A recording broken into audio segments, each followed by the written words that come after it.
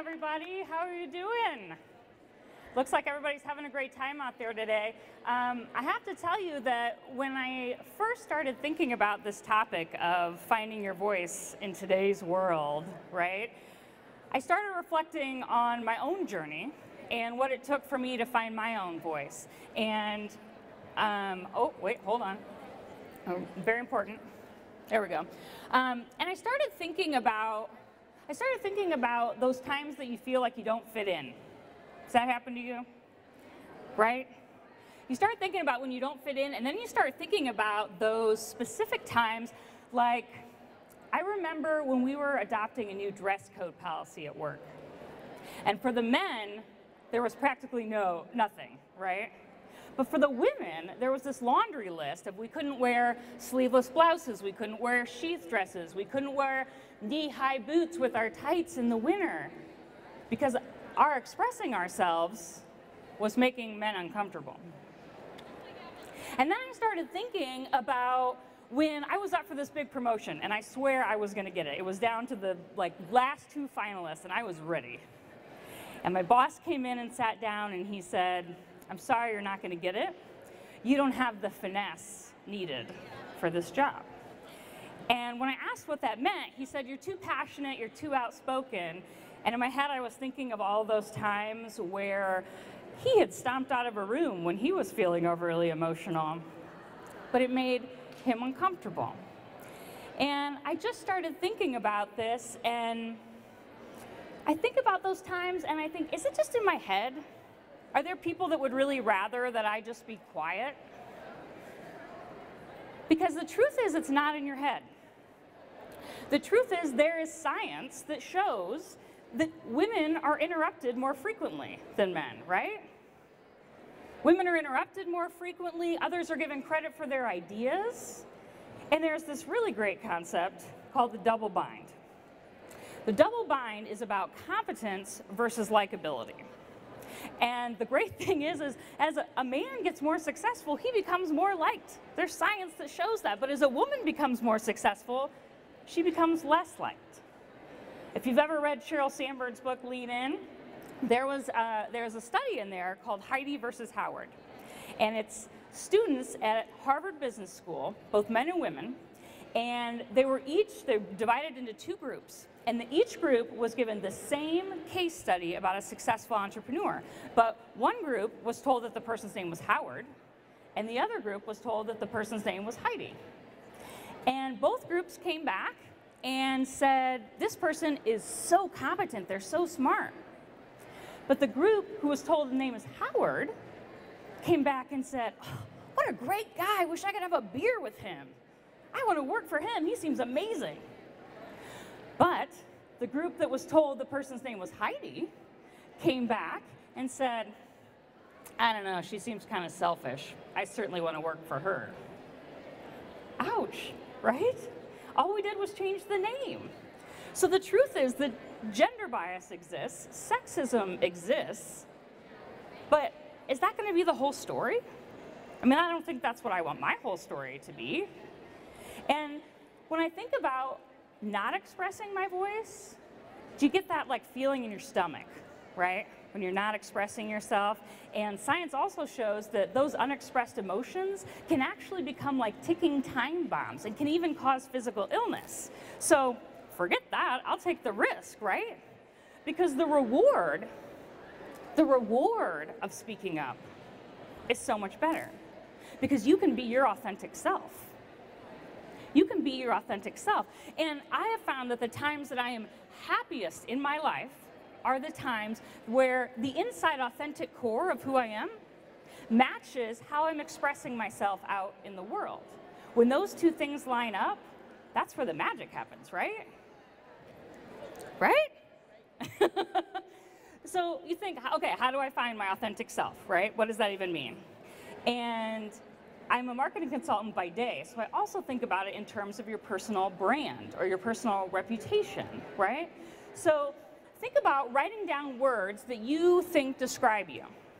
Have your friends write down a list of words. Do they match? Compare your list of words to a time where you have expressed yourself in a workplace situation or in a relationship. Do those match up? What are you most passionate about? Because, you know, as your life goes on, you've got, you know, the waves are all changing up here, but this part stays the same, right? This is your authentic core. What are you most passionate about? For me, it's equality. It's women's equality. It's making sure our racially and religiously diverse brothers and sisters feel included in our community.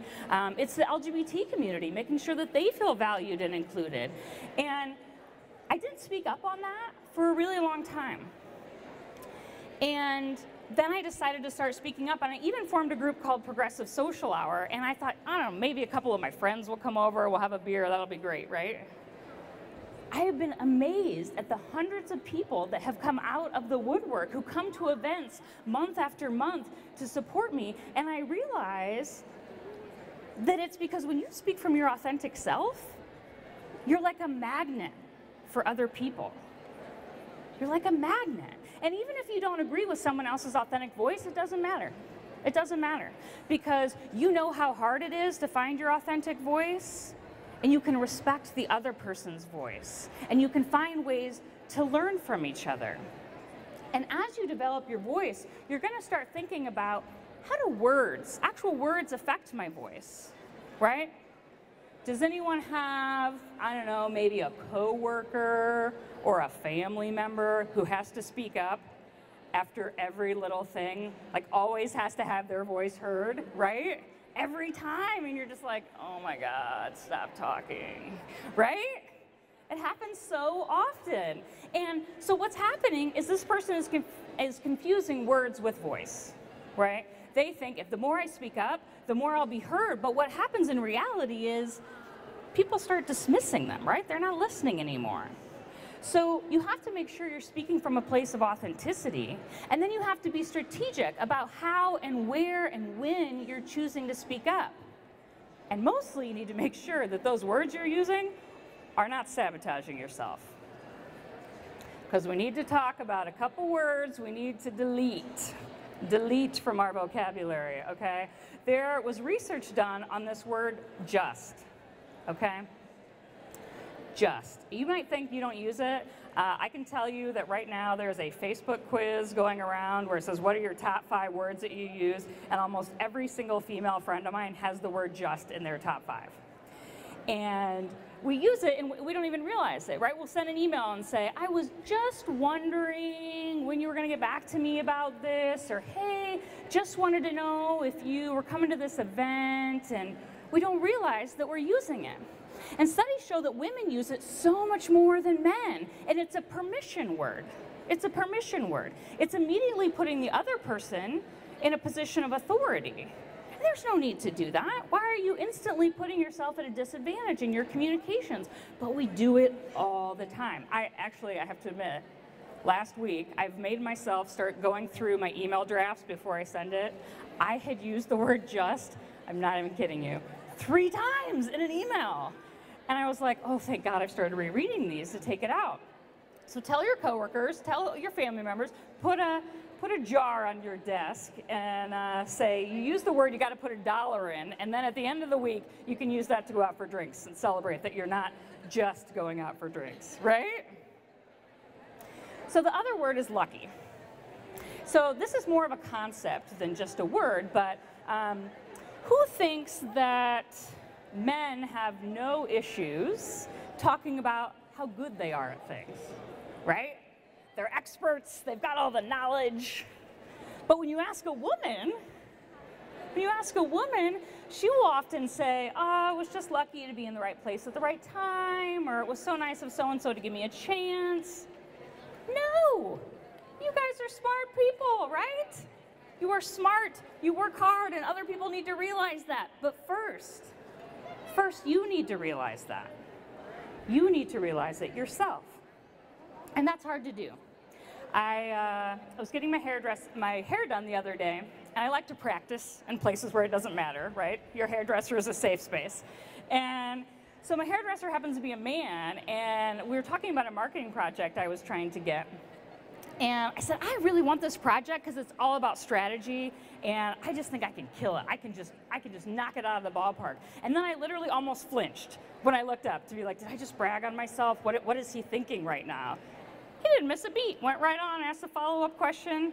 Oh, you rock at that? That's great. You rock at that. Way to go. No big deal. He was saying, stand in your own power. Own it, right?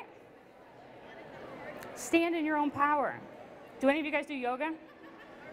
Excellent. And can you tell me what this pose is? Mountain pose. Excellent.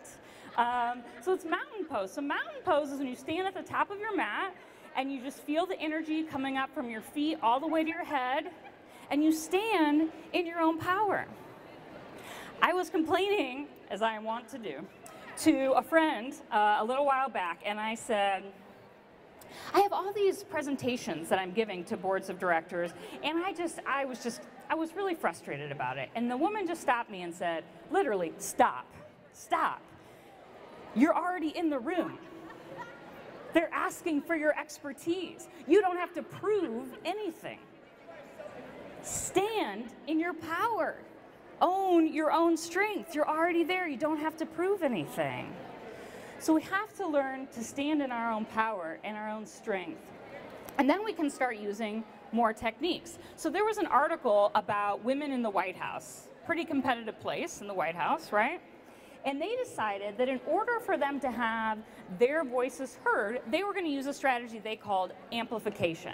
So they'd be in a meeting, and one woman would voice her idea, and then another woman would say, hey, I really like Suzanne's idea. Let's do Suzanne's idea. So instantly amplified that woman's voice, and then made sure she got credit for her idea. They amplified each other's voices, because we're not so good at bragging on ourselves, but we're pretty good at bragging on our friends, right? So let's use that to our advantage. And it doesn't have to be women either. There are allies everywhere. I was in a meeting giving an idea that I had, and the man across from me instantly said, oh yeah, that's a good idea, let's do that. And then the CEO, who'd been looking down, suddenly looks up and says, yep, let's do Bob's idea.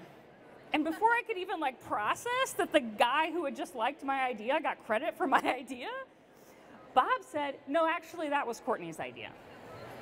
So you never know where there are going to be allies, right? And if you don't feel comfortable in the workplace, you're talking to people like that, who are your people in your personal life? Who is your tribal circle, as I like to call them? Because do we all have that one friend that when you go shopping is brutally honest and says, put that skirt back on the rack, step away, right? So use that to your advantage. Those are people who will be honest with you no matter what.